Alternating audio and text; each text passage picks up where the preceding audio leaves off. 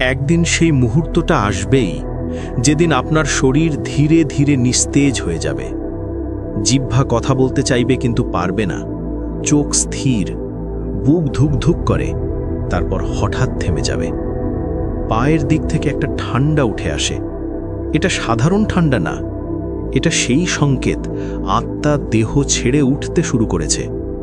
ঠিক সেই দুর্বল মুহূর্তে হাজির হয় ইবলিস, শেষবারের মতো। সে এবার চায় আপনার ঈমান। সে সামনে এগিয়ে আসে এক মুঠো পানি নিয়ে। সে চোখে চোখ রেখে বলে, একটু পানি নাও, শুধু একটা শর্ত। শর্তটা শুনলেই বুক কেঁপে উঠবে, ঈমানটা দাও।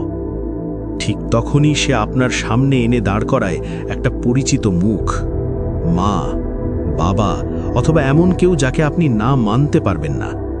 সেই মুখ কাঁদতে কাঁদতে বলবে, আমার কথা শোনো, এ পথটা ঠিক না, অন্য পথে এসো।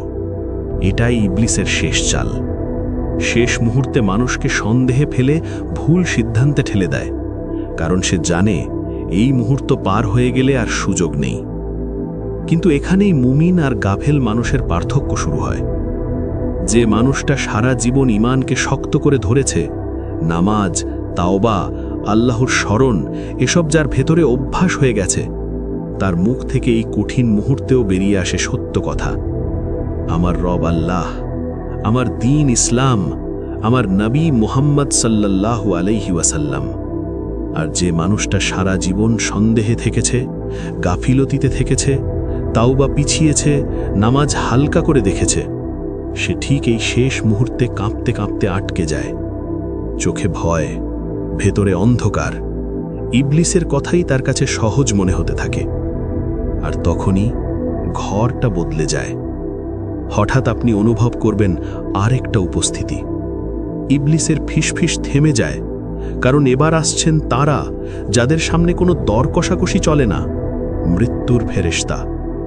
ইবলিস তখন আর কথা বলে না, কারণ আপনার ঘরে এমন এক উপস্থিতি নেমে আসে যার সামনে শয়তানেরও সাহস থাকে না। আর আপনি অনুভব করেন সময় শেষ, সিদ্ধান্ত লেখা হয়ে গেছে।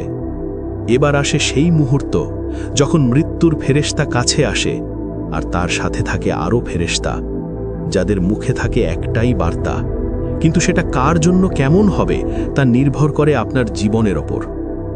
যদি আপনি মুমিন হন, ঘরে আলো ছড়িয়ে পড়ে, অদ্ভুত এক প্রশান্তি।